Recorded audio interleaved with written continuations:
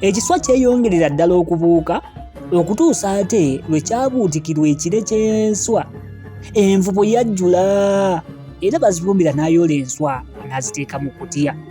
Yayoola envubo ejjudde emirundi 5 miramba, wabula enkuyege kye zaamukola alifa kirojja. Kyokka kyo ekiswa kyeyongera okufumbukula enswa era ddaaki kyakoma. Bazibumbira n'asiba ettundutundu ly'enswa n'alyebagajja ng'ayolekera eridda eka. Yalala n'atera okutuuka eka akatundu k'omubuli akaali kasigaddewo ne kaggwerera. Bazibumbira n'atambulirako awo mu nzikiza. Naye aba atuuka ati ku ffumbiro n'alaba ekijja kimyamyansa mu bitooke. Kyali kifaananako emmunyeenye, anti kyagiranga ne kizikira ate ne kyaka omulundi gumu. Enviiri zaamuva ku mutwe era n'atandika okwanguyirira. Aba tannatuuka mu mazzi ga kisasi ky'ennyumba, ekyakaayakanda nga kyatuuse dda mu luggya. Bazibumbira yeerimbika bw'ati mu mpagi n'asirika becce. N'atunula mu luggya, yagenda okwekkaanyanga muntu. Omuntu ono yali yeesibye essanja okuva mu kiwato okudda wansi. Waggulu yali bwereere, yalina ekintu ekiringa emmindi ku mumwa. Kale bwe yatunulanga eri Bazibumbira, omuliro ne gumyansa. Bazibumbira yeeyongera okumira omukka. Yagenda okulaba ng'omuntu atanulula ebigere ajja gy'ali. Okuyita ab'omu nju, kale Bazibumbira yakumanya nga kwali ate kwekwekula. Yagezaako okwetoniya alyoke abulire mu mpagi. Omusajja yamutuukirira ddala n'agolola omukono n'alalamira omwezi, n'asowola olusanja ku ssanja lye yali yeesibye n'alusonseka mu kisasi. Awo n'alyoka atyabula amazina. Yali asowola olusanja olulala, Dina yali mu mattansejjere n'ayasimula. Omusajja kwe kwokya omusubi. Bazibumbira yali yafuddeko dda era waayitawo eddakiika nnyingi. N'alyoka asonda amaanyi ge gonna n'ag'omu buto n'akonkona ku luggi. Yalwawo ng'akyakonkona oluggi, kale Dina bwe yazuukuka kwe kubogga kandi, okonkona gwe bagoba, ontiisizza bulala, kati onsuule ne ku nkondo z'ekitanda. Munnange olwamala okuyomba ng'addeyo ate kwevumbika buliri. Bazibumbira nga naye yeetikkulira kutiya ng'atandika kugalambatanya kiwanga mu ngalo. Emmese yazirekera bugenyi era zaagiranga ne zijja zimuzinirako ewe emitwetwe we. Obudde munnange nabwo tebwalwa nga buvaako eddiba.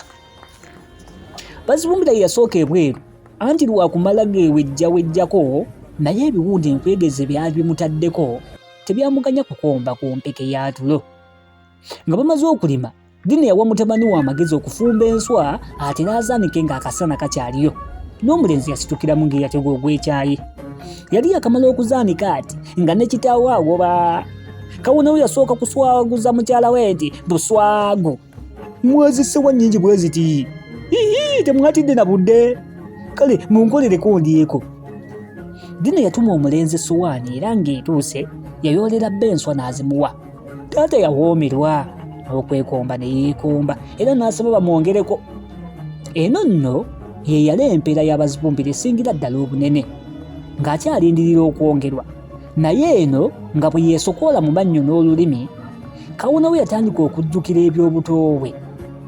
Yagamba nti enswa zino zinzijukiza jjajjange nga tatta nswa bitooke bye ebigwa. Ate yaginumizanga nnyo n'engero gamba ng'olwa Wakasange ne Wanjovu. Awo nno kwe kutandika okunyumya olugero luno. Kawuna we yagamba nti Wanjovu ne Wakasange baali ba mukwano nnyo nga gubasaza mu kabo. Olwali olwo nga Wakasange agenyiwalako ewa Wanjovu. Obudde bwali bwa mugano gwa nswa nsejjere. Bwali buwungera nga Wanjovu agamba munywanyi we kumuwerekerako kugenda kulaba oba ebiswa bisaze. Baasanga ekimu kisaze nga bakwata liddaka. Baba tebannatuuka Wakasange kwe kujjukiza munne nti ye ng'enswa tetugisaayidde. Ko Wanjovu nti ebyo ggwe biveeko. Era Wakasange n'abuuza munne nti ate omwo mulina envubo. Ko Wanjovu nti gwe teweefiirayo. Obudde bwe bwatuuka obw'okumulisa, Wanjovu ng'azuukusa munne nti gira tugende.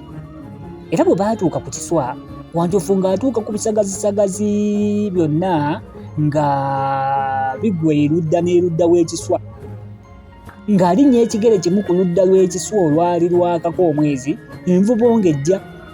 Enswa bwe zaatandika okubuuka ng'ateeka amasanga ge ku nvubo, enswa zonna nga zijja mu nvubo.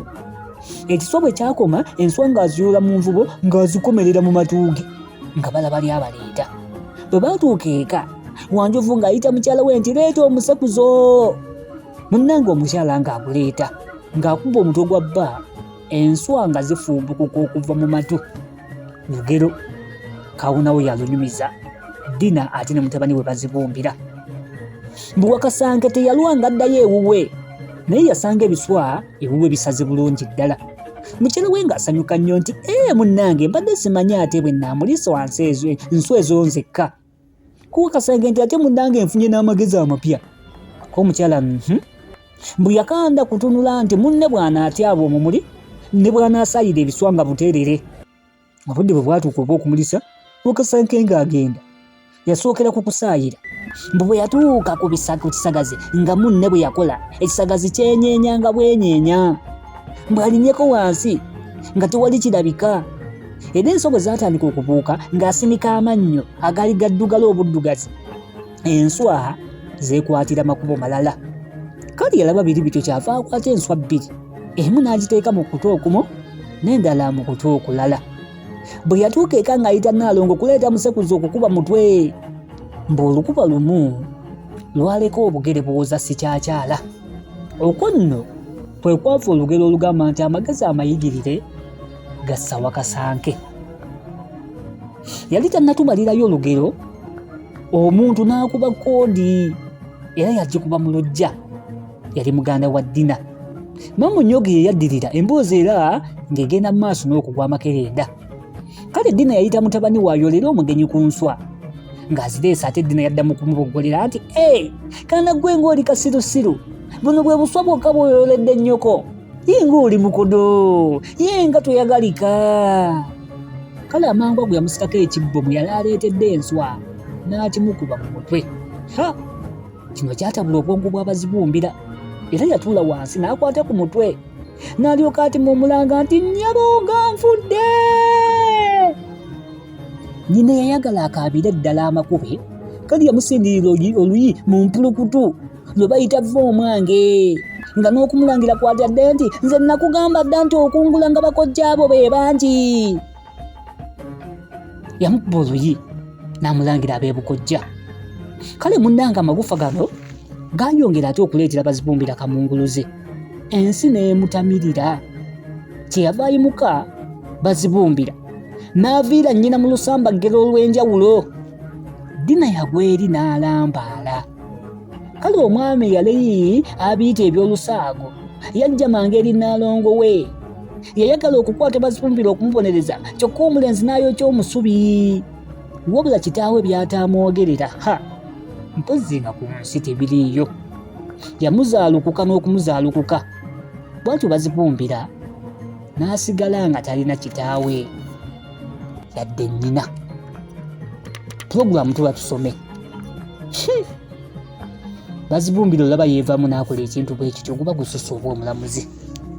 Bw'onyigiriza ennyindo ebiseera ebisinga ogizaaza omusaayi. Bazibumbira yeevuddemu n'agamba nedda, ekimala kimala. Omuwagira tomuwagira, gw'ogamba otya teekawo komenti, kubanga olunaku olwaleero awo wenjagala okukoma wennyini. Bwe tuddamu sisinkana egenda kuba essuula egamba nti okubonaabona si kufa. Bazibumbira twese bamuzaalukuse, ebiddirira mu birinde mu katabo episode egenda okuba nga ate eddirira okuva ku eno. Mbasiibulidde wano, Ssaabasajja Kabaka awangaale.